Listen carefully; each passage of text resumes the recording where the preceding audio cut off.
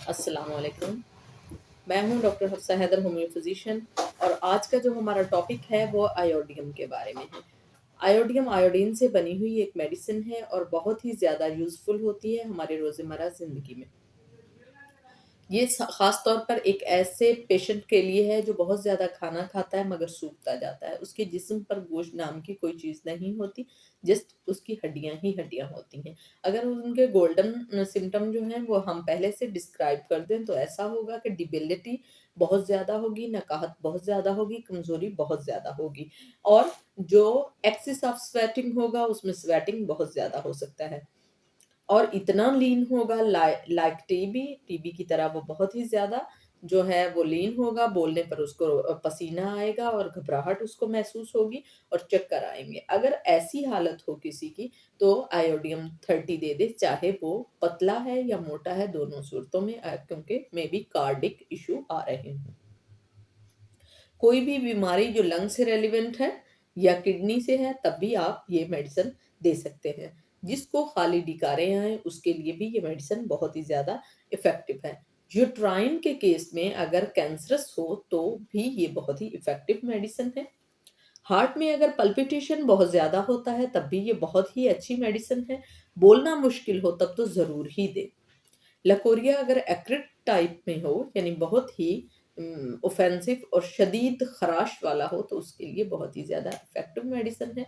Tonsils को अगर आप जड़ से ख़त्म करना चाहते हैं तो उसके लिए डेफिनेटली ये बहुत ही अच्छी मेडिसिन है।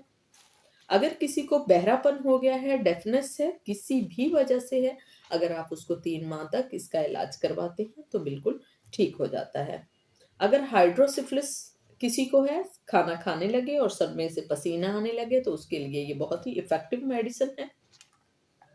अगर किसी को जॉन्डिस है तो उसमें भी ये बहुत ही ज़्यादा इफ़ेक्टिव मेडिसिन है। और ख़ास तौर पर जब आपको इस तरह से महसूस हो कि थायराइड जो है वो कमज़ोर किए जा रहा है, यानी थायराइड की वजह से पेशेंट जो है वो बहुत ज़्यादा वीक होता जा रहा है, तो उसके लिए ये बहुत ही इफ़ेक्टिव मेडिसिन है। अब हम अगर इसके कॉन्स्टिट्यूशनल जो अपीयरेंस इसकी है उसके बारे में बात करें तो इसका जो पेशेंट होगा वो कमज़ोर होगा, पतला होगा, काले बाल होंगे और काली ही उसकी आँखें होंगी और रंगत उसकी दबी-दबी सी होगी और गरम मिज़ाज होगा। और ख़ास तौर पर ऐसे है कि उसको इस तरह से महसूस होता है कि कोई जो है वो मुझे बार-बार परेशान कर रहा है या खुद जो है वो बहुत ज़्यादा परेशान होता है। या तो वो खुद को मार देता है, कहता है कि मैं खुद को मारूँ या दूसरा जो है उसको मार दूँ, इस तरह के सिम्पटम यानी सिफिलिस जो उसके ख़यालात हैं वो आना शुरू हो जाते हैं। सिफिलिस थॉट का वो पेशेंट होगा। जो एक्सटर्नल और इंटरनल दोनों तरह के जो ग्लैंड्स होंगे उसमें सूजन आई हुई हो सकती है। और सांप का अगर काटे तो उसका मदर टिंचर बहुत ही ज़्यादा इफ़ेक्टिव है। ये शख्स अपने हाल के बारे में बहुत ज़्यादा फ़िक्रमंद होता है और ख़ास तौर पर अपने जो फ्यूचर होता है, मुस्तकबिल होता है, उसको ये भूल जाता है। जब बोलता है तो इसको बहुत ज़्यादा दिक्कत होती है और हाँफने लगता है और बोलना इसके लिए काफ़ी मुश्किल होता है। बेचैनी-सी होती है और जब इसको बेकरारी होती है तो भाग पड़ता है। जैसे मालिया-खौलिया जो होता है उस तरह के पेशेंट जो हैं, सेम इस तरह के सिम्पटम जो हैं इसके अंदर डेवलप होते रहते हैं। अब अगर हम हेड टू टो इसकी बात करते हैं तो सर जो है बीपी जो है वो सर की तरफ होता है, सर इसका गर्म होता है, चक्कर जो है आगे बढ़ने से आते हैं। कलकेरिया कार में हमने देखा था कि चक्कर पीछे मुड़ने से आते हैं, मगर इसमें आगे जो बढ़ने से चक्कर आएँगे। बूढ़े लोगों में अगर क्रोनिक हेडेक है तो उसके लिए आप फास्फोरस के साथ आयोडियम दें तो ये बहुत ही इफ़ेक्टिव मेडिसिन है। आँखों की अगर बात करती हैं, अब आ जाते हैं हम आइज़ पर, तो इसमें शदीद आँसू होते हैं, जो आँसू बनाने वाले ग्लैंड्स होते हैं वो बहुत ज़्यादा भरे हुए और बहुत ज़्यादा सूजे हुए होते हैं और आँखों का डेला जो होता है ऐसे लगता है जैसे बाहर को आ रहा है। इस तरह जैसे थायराइड के सिम्पटम होते हैं उसमें भी ऐसे ही होती है।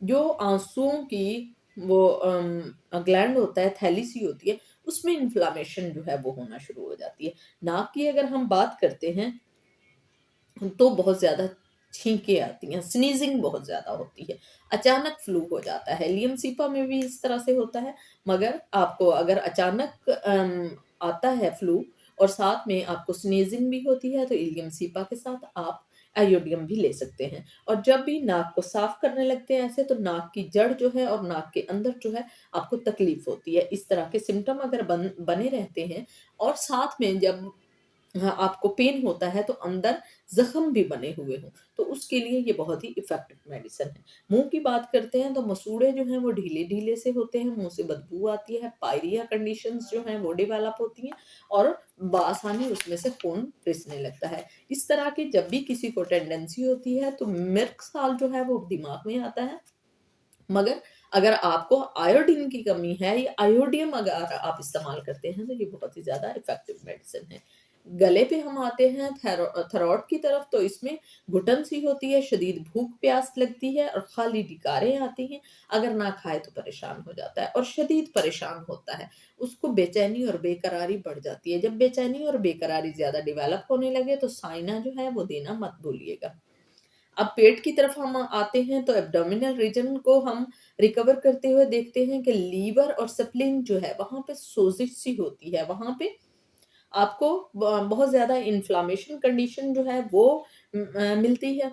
और जैसे ही कोई खाना खाते हैं, every particle of food turn into gas. अगर इस तरह की सिचुएशन आती है कि खाने का एक तिनका भी अगर अंदर जाता है, वो गैस में कन्वर्ट होता हुआ महसूस हो, तो उसके लिए ये बहुत ही ब्लेसिंग मेडिसिन है।